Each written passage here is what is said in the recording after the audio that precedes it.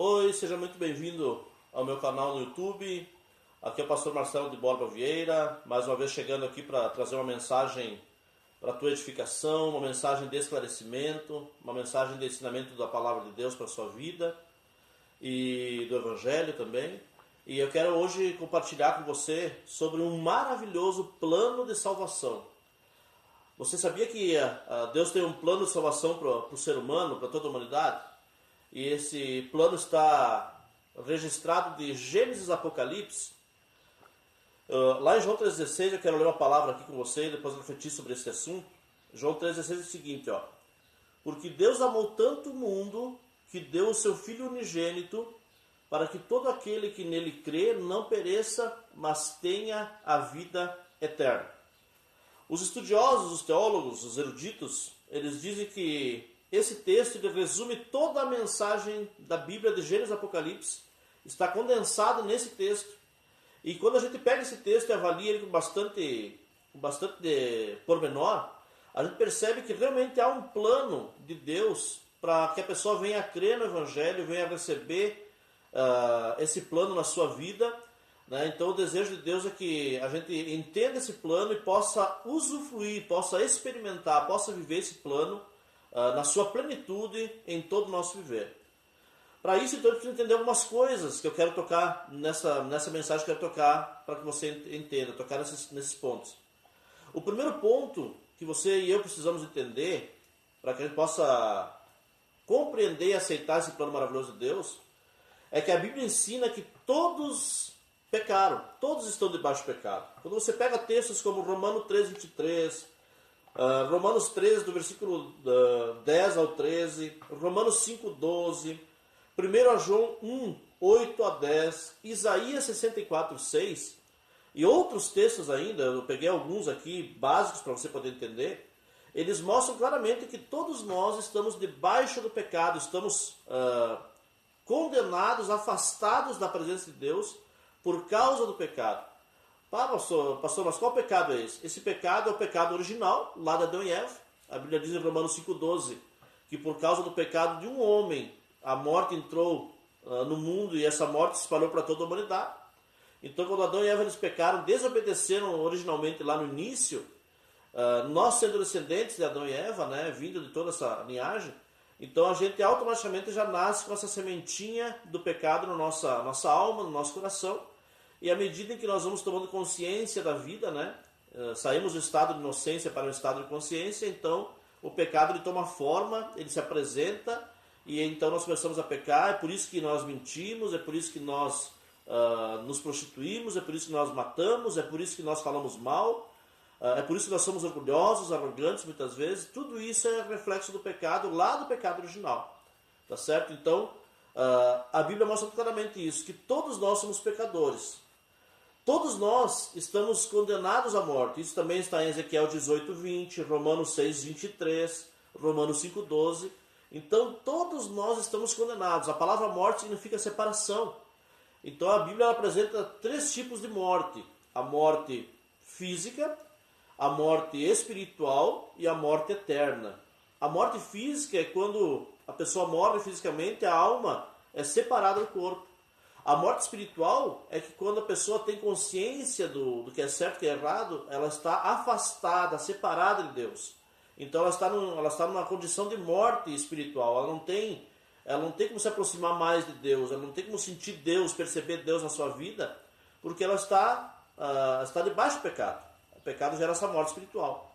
E quando a pessoa vem a falecer sem conhecer o Evangelho, ou conhecendo o Evangelho, mas não tomando uma decisão de andar no Evangelho, de aceitar a Cristo na sua vida, então ela está já numa situação de morte eterna, ou seja, já está condenada a uma vida, uma morte eterna, após a morte, a sua alma está já afastada completamente da presença de Deus e não tem mais condições de se voltar então para Deus. Tá?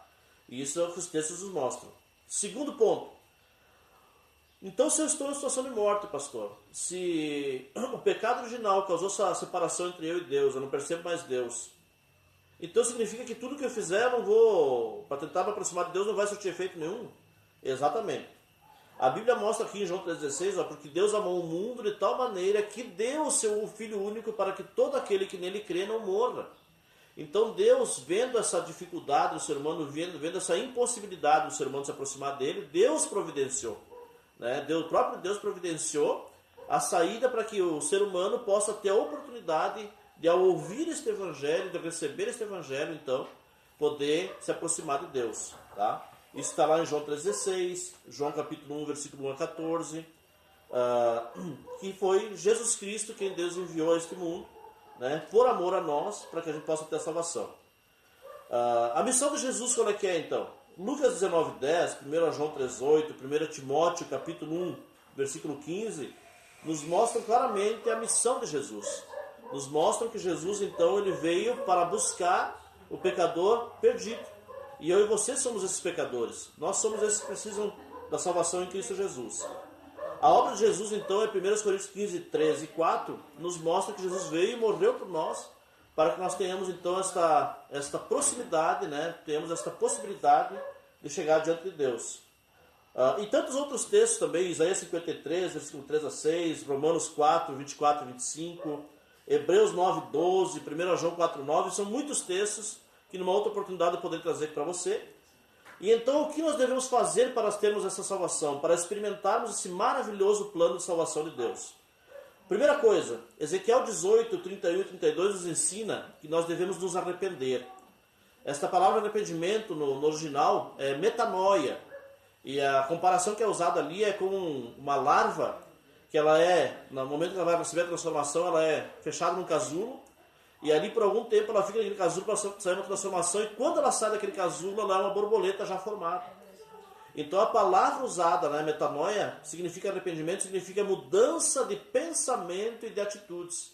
Então Jesus ele veio, e através da sua morte, quando nós entendemos esse plano maravilhoso de Deus, nós entendemos que nós precisamos passar por uma fase de mudança. Não somente nos pensamentos, mas também nas nossas atitudes. Tá certo? Então a primeira coisa que precisa ter, é preciso haver arrependimento. Segunda coisa, é preciso crer em Jesus. E esse crer é algo subjetivo, é algo pessoal, é algo interno. Tá? Romanos 10, 9 e 10 diz que se nós crermos com o coração e confessarmos com os nossos lábios, né, nós somos salvos. Então é algo pessoal, é algo que você tem que fazer. Mas se ninguém pregar para você, ninguém falar para você desse amor, como é que você vai entender esse plano? Então o plano de Deus ele está muito voltado a este amor através de Jesus Cristo lá na cruz, né? Onde ele morreu por você, derramou seu sangue para que você fosse perdoado daquele pecado original de Adão e Eva, mas também dos pecados diários que todos nós cometemos. Para isso, você precisa confessar os seus pecados. A palavra confissão significa reconhecer e declarar publicamente. Então é algo que só você pode fazer. Reconhecer que você está em pecado, que você está errado diante de Deus, que você precisa da misericórdia de Deus e que somente através de Jesus você pode receber a vida eterna, né? E experimentar esse maravilhoso plano de salvação de Deus. E o quarto, então, item é você precisa confiar nas promessas de Deus. Então, arrepender-se, né?